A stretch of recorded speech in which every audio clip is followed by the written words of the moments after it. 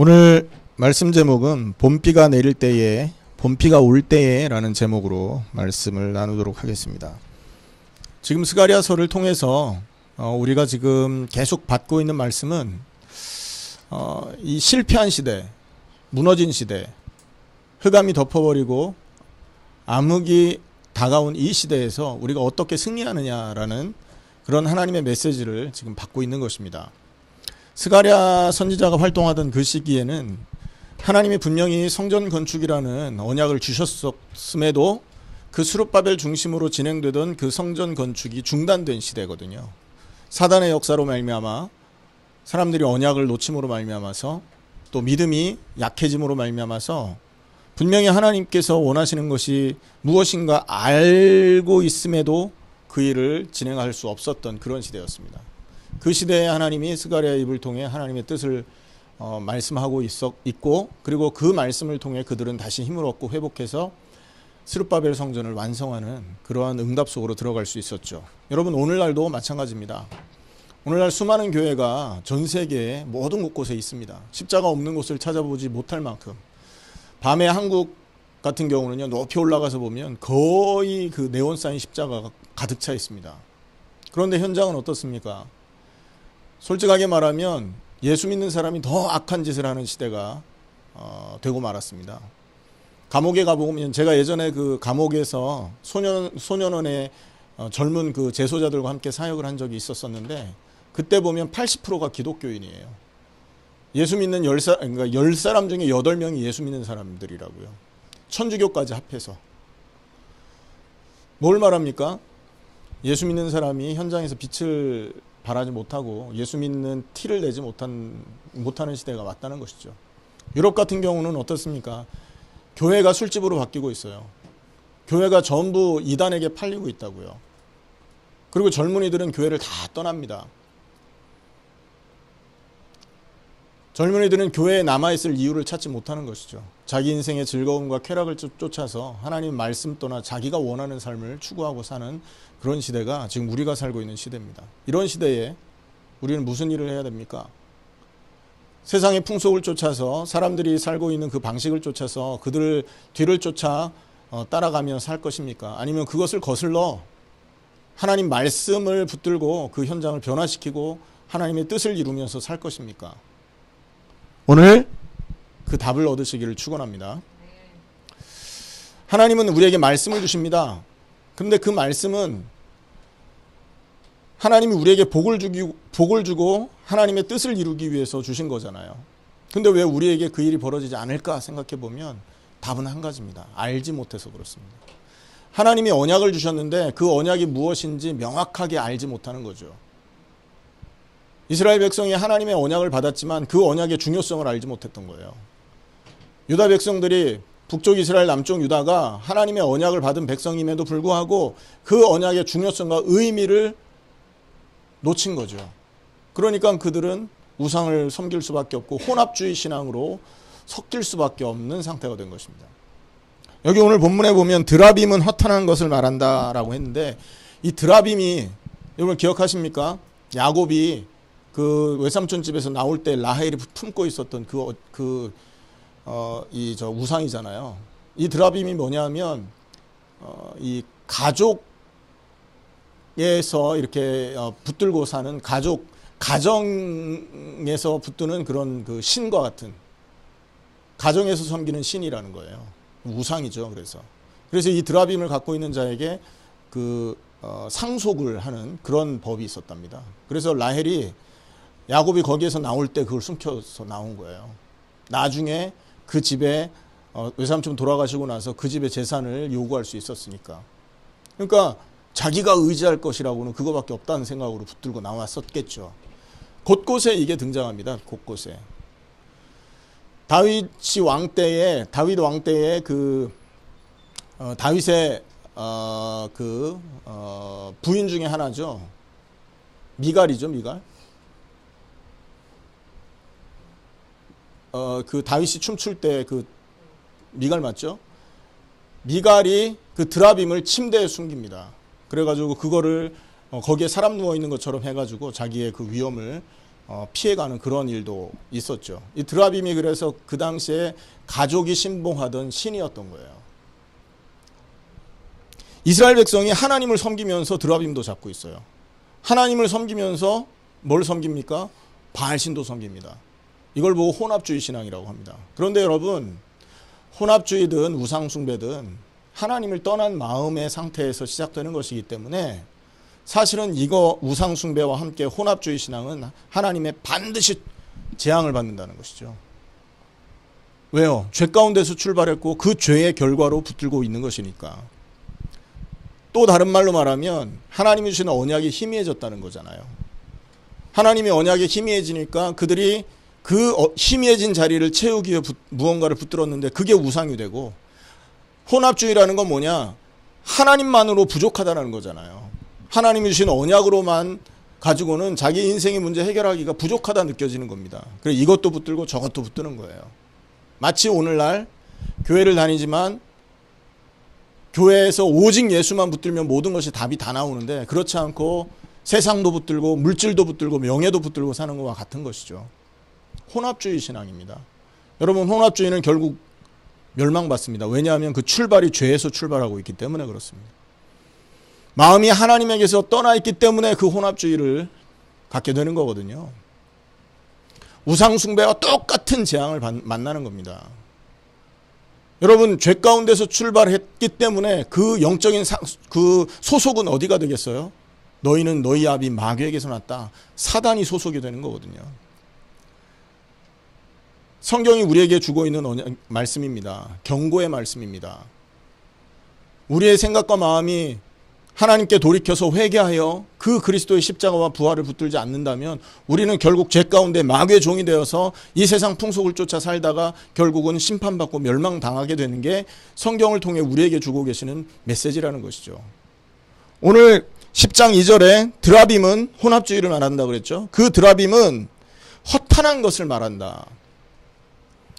그리고 복술자는 점쟁이를 말하는 겁니다.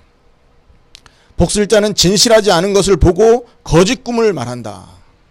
얼마나 많은 사람이 꿈을 가지고 뭐 해석을 해야 되며 뭐 꿈 해몽이 좋게 나왔으니까 오늘 내 운세가 좋을 거며 이런 식으로 하루하루를 살아갑니까? 여러분, 우리나라 그 신문을 한번 보세요. 전부 점치는 거 나오잖아요. 얼마나 많은 사람들이 그런 거에 빠져 사느냐 말이에요. 1년에 뭐 4조 이상이 이 점술가들한테 들어가는 돈이라고 하더라고요. 그쪽에서 경제가 그렇게 활성화가 된다고 하더라고요. 그러니까 많은 사람들이 하나님 떠나서 우상에 빠져서 허탄한 것을 쫓아가고 있는 이 시대다라는 거죠. 분명히 성경은 말합니다. 너희는 너희 아비 마귀에게서 났다고. 결국은 그 모든 것이 사단에게 속한 행위들이라는 거예요. 영이 마귀에게 속해 있기 때문에 일어나는 결과들이라는 거죠. 혹시 이 자리에서도 뭔가 하나님 말씀 말고 다른 것이 나에게 답이 되고 있고, 뭔가 하나님이 약속하신 그리스도의 그 언약 말고 세상에 주는 행복과 기쁨이 나에게 답이 되고 있는 상태라고 한다면 영적인 상태가, 여러분, 영적인 상태를 점검해 보셔야 됩니다.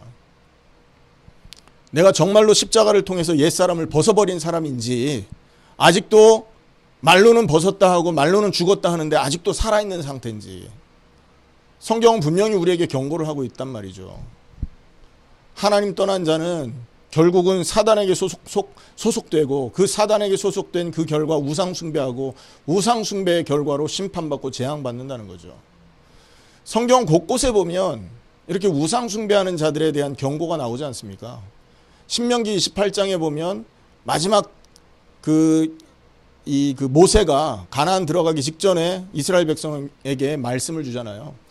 네가 들어갈 그 가나안 땅에서 하나님 말씀을 순종하고 하나님을 섬기면 너는 들어가도 복을 받을 거고 나가도 복을 받을 거고, 네 포도즙 틀이 차고 넘치게 될 것이고, 네 대적이 한 길로 너를 치러 왔다가 7길로 도망갈 거고, 너는 그 세계 최고의 머리가 되는 그런 축복을 받을 거다라는 약속을 받죠. 근데 반대, 네가 우상을 섬기면 들어가도 저주를 받고 나가도 저주를 받는다고 하지 않습니까? 네가 꼬리가 되고 머리가 되지 않을 것이다 말하고요. 대적을 치러 네가 한 길로 들어갔다가 7길로 도망해서 나올 거다. 그뿐이 아닙니다, 여러분. 계시록 2장에 보면 우상 숭배하는 자의 인생을 정확하게 묘사를 해주고 있습니다. 계시록 2장에 보면요, 이세벨, 두아디라 교회에 누구를 허락하냐 하면 우상 숭배자 이세벨을 여러분 허락합니다.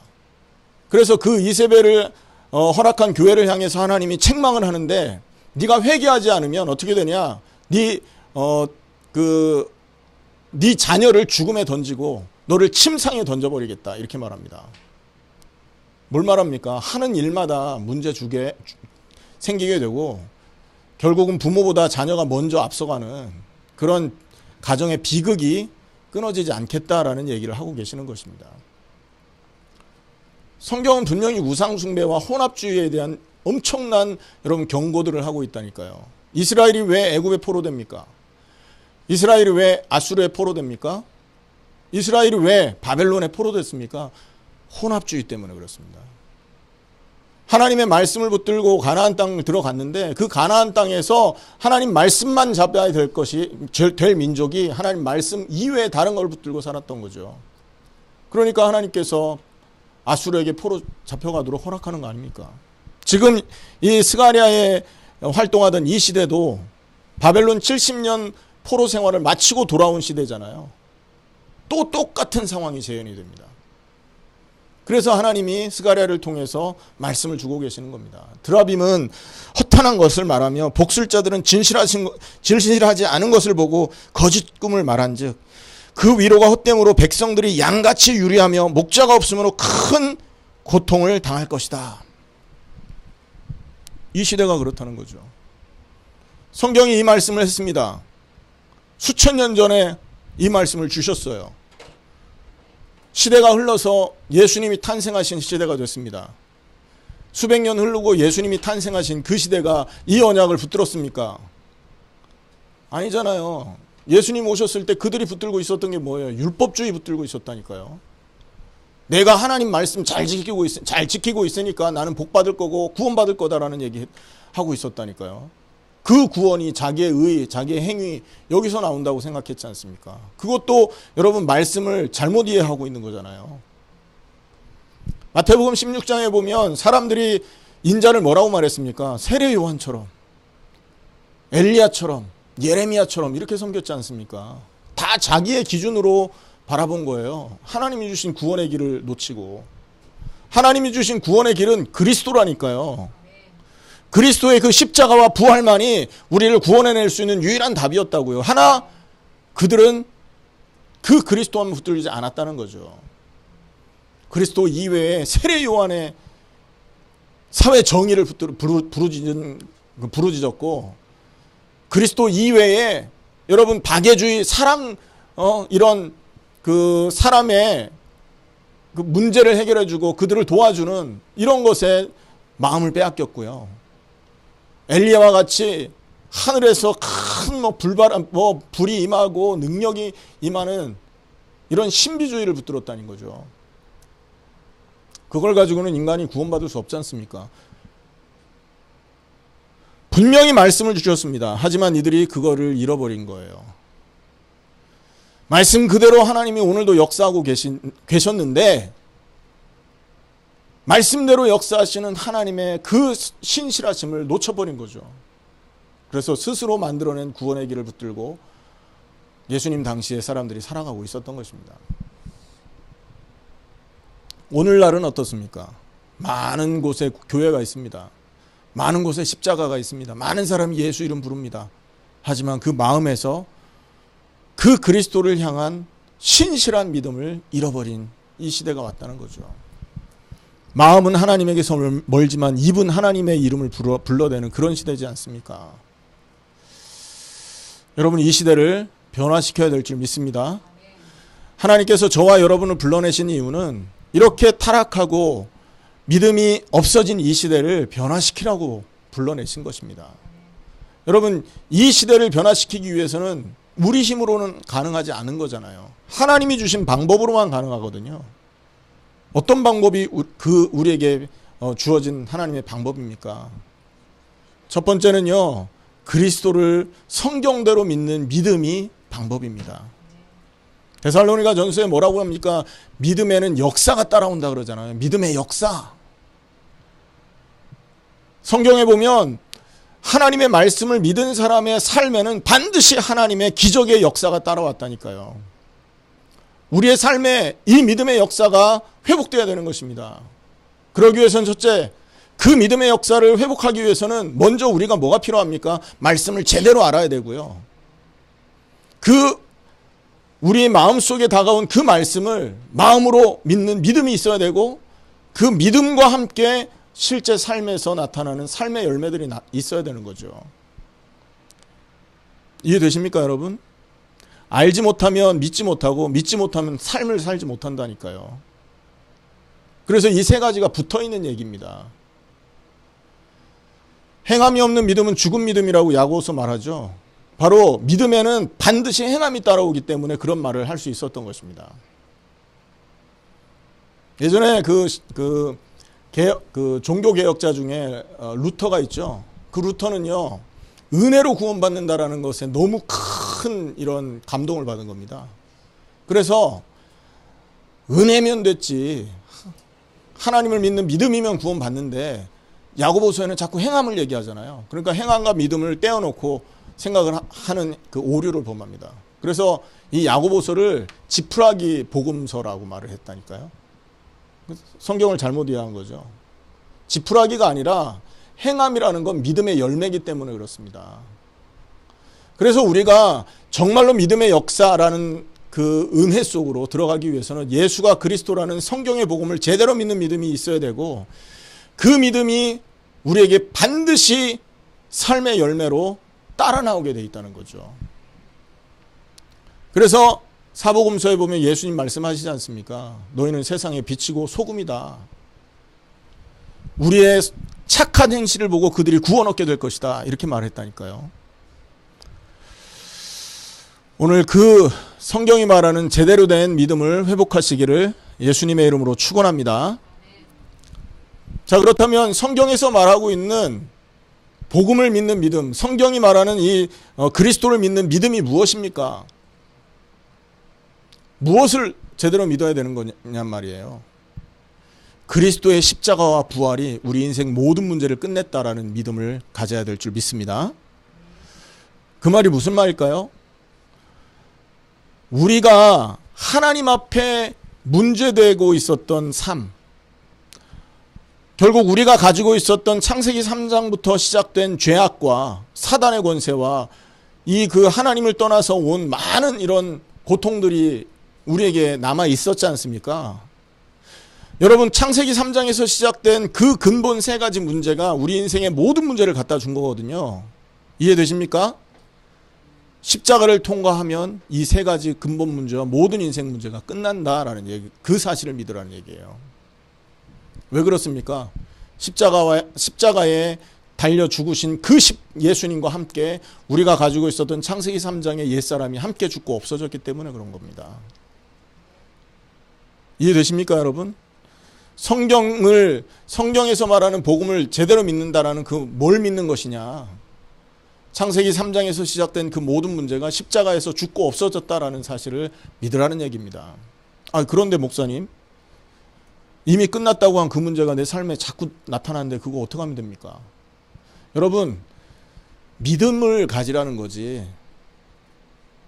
그 문제가 완전히 없어졌다라는 것을 믿으라는 것보다는, 거기에 강조점이 있는 것이라기보다는 여러분 삶에서 어떤 상황이 올지라도 나의 믿음이 어디 있냐를 확인하라는 거예요.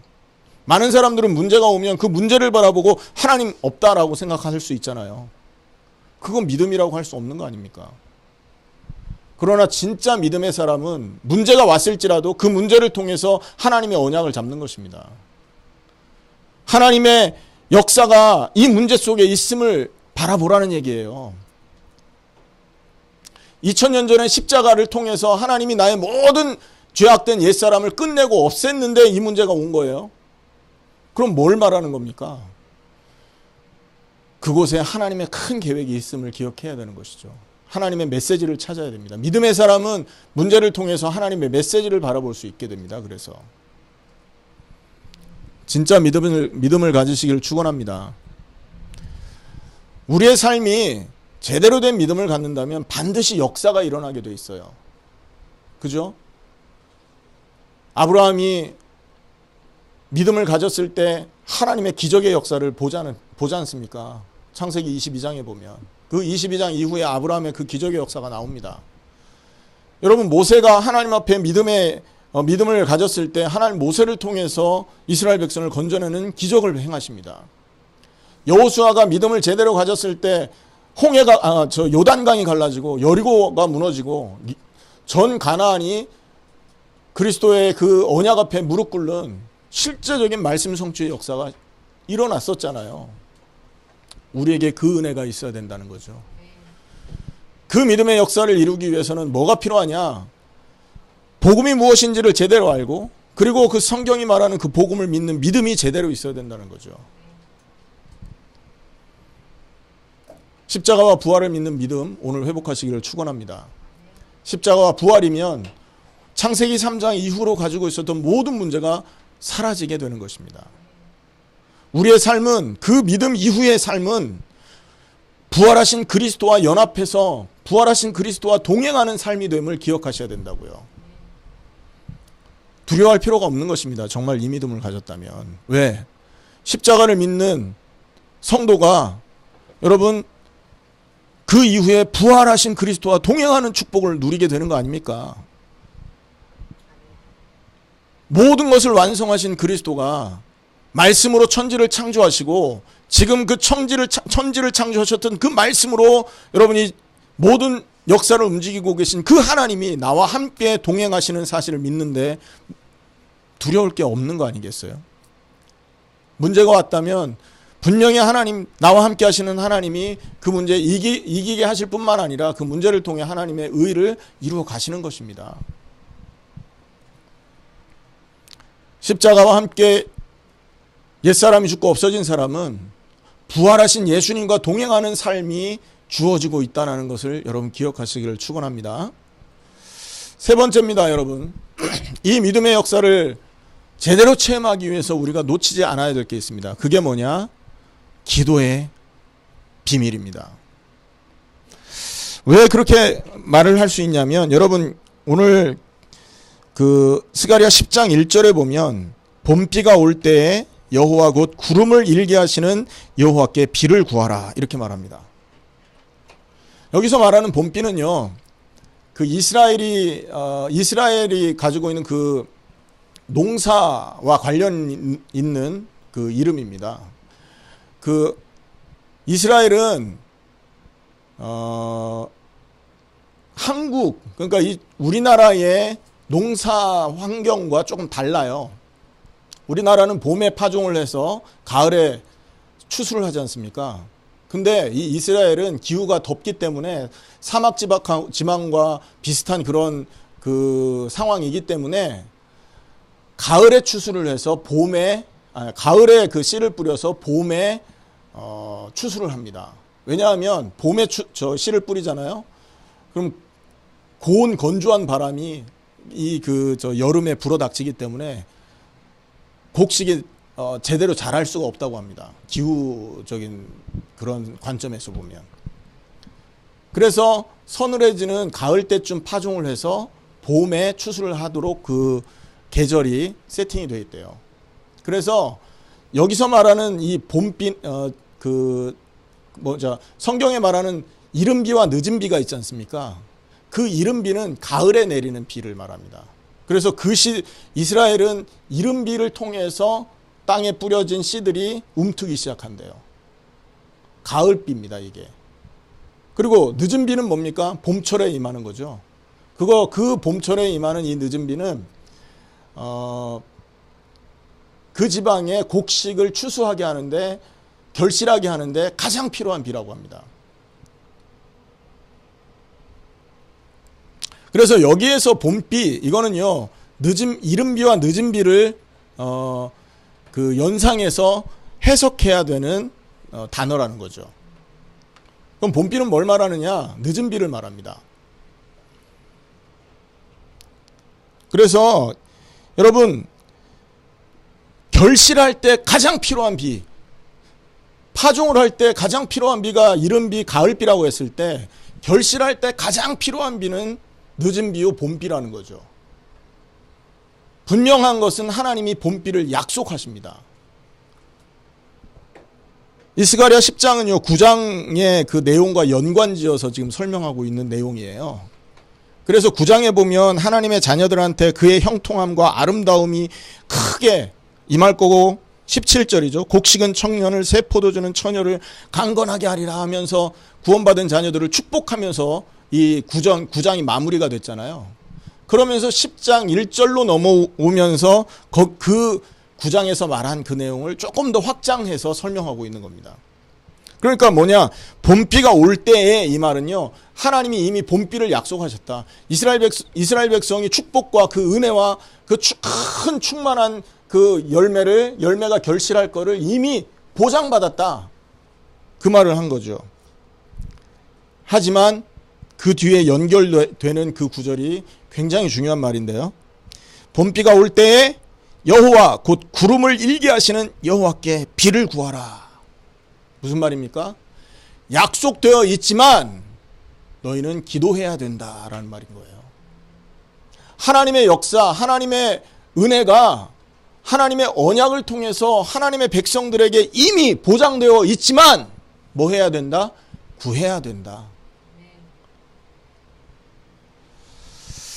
하나님께서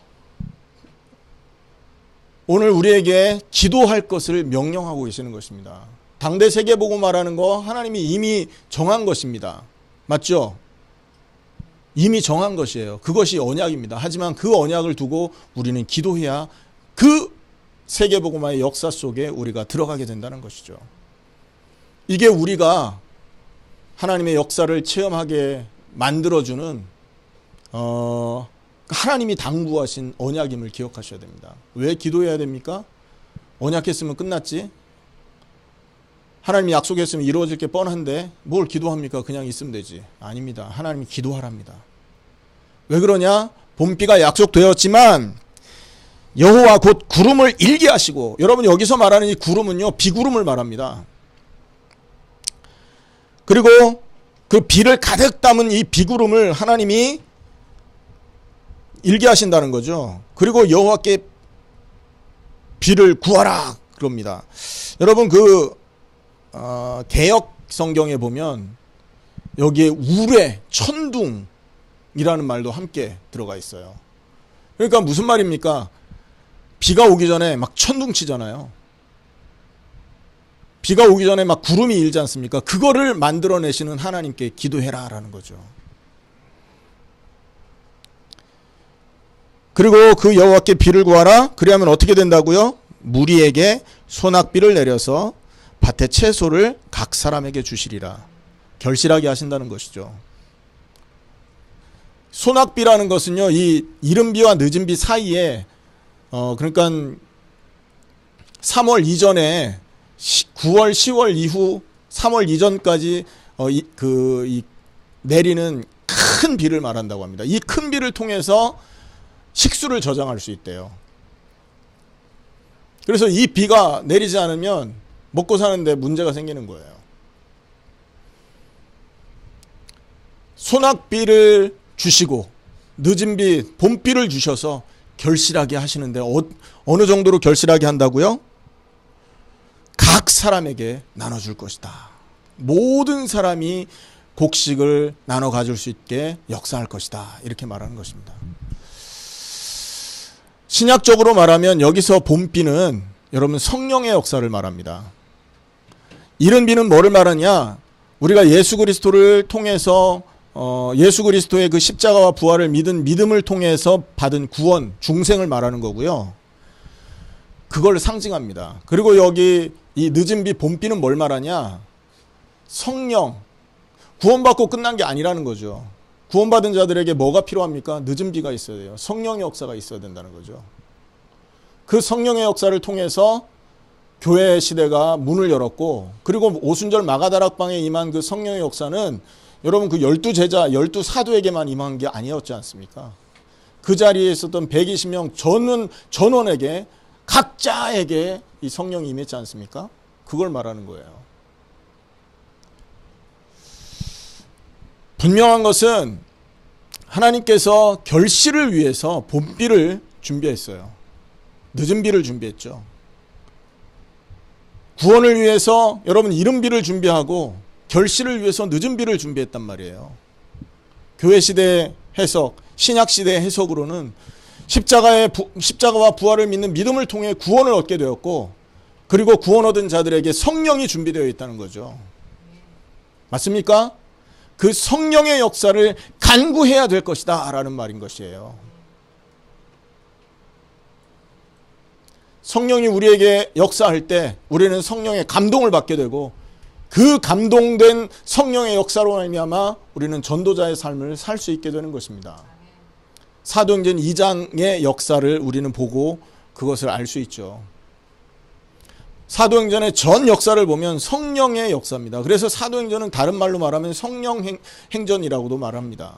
성령이 전도자들의 삶을 어떻게 이끌어 갔느냐를 사도행전이 보여주고 있거든요. 스가랴서에서 그 성령의 역사를 간구해라고 지금 말하고 있는 것입니다. 그 성령의 역사가 우리의 삶에 임하게 되면, 다시 말하면 그 봄비가 각 사람에게 임하게 되면 이라는 그 말이죠. 그렇게 됐을 때 우리는 어떻게 됩니까? 유다적 5절에 보면 용사같이 거리의 진흙 중에 원수를 밟게 될 것입니다.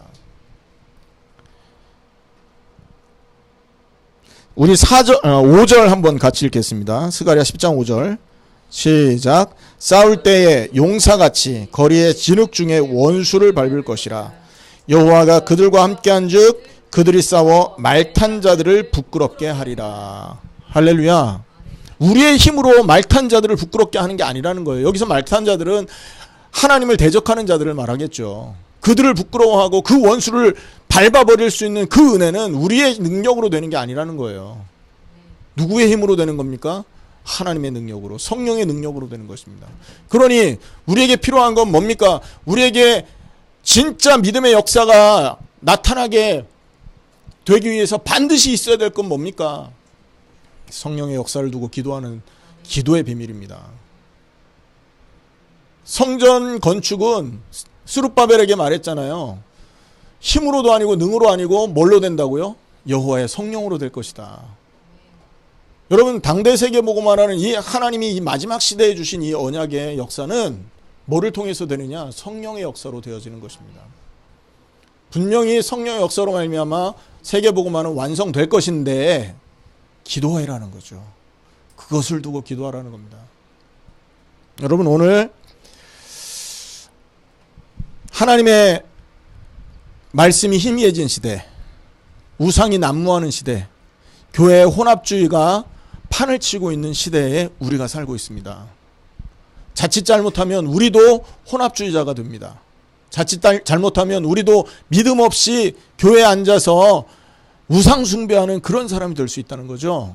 이 시대에 우리에게 하나님이 말씀을 줍니다. 어떤 말씀을 주십니까? 성경의 복음을 제대로 믿는 믿음을 가지라. 왜 그렇습니까? 그 믿음을 통해서 역사 일어나기 때문에. 그 믿음을 갖기 위해서 뭘 가져야 됩니까? 성경의 복음이 무엇이냐, 십자가와 부활이 어떤 것이냐라는 것에 대한 정확한 이해를 갖고 있어라. 그리고 그 성경을 통해서 주신 십자가와 부활의 그 언약을 통해서 주신 그 약속들, 축복의 약속들을 제대로 이해하고 있으라는 거죠. 그리고 세 번째 뭡니까? 봄비를 약속했지만 하나님 앞에 비를 구하듯이 이미 성경을 통해서 십자가와 부활과 성령의 모든 역사를 하나님이 우리에게 보장하셨지만 그것이 우리 삶에 낱낱이 이루어질 수 있도록 진짜 기도하는 삶을 회복해라 라는 겁니다. 그 기도하는 삶과 함께 우리에게 뭐가 일어나는 겁니까? 성령의 실제 역사가 우리 삶에 재현되는 것이고, 성경이 보여주셨던 사도행전의 역사가 우리 발걸음 가운데 나타나게 되는 것이죠. 하나님은 오늘도 우리의 삶이 그렇게 변화되기를 기다리고 계신 줄 믿습니다. 정말 우리가 간절하다면 세계복음화가 나를 통해서 이루어지게 되는 것이 정말로 간절하다면 그 간절한 만큼 하나님 앞에 간절히 기도하게 되는 것입니다. 맞습니까? 오늘부터 그 간절함을 회복하시고 하나님 앞에 정말 간절하게 십자가를 통해 약속된 성령의 역사, 그리고 그 성령의 역사를 체험한 사도들을 통해서 보여준 사도행전의 그 역사가 저와 여러분의 삶 속에 나타날 수 있도록 간절한 기도가 회복되어야 될 줄 믿습니다. 그 축복이 있기를 예수님의 이름으로 축원합니다. 기도하겠습니다.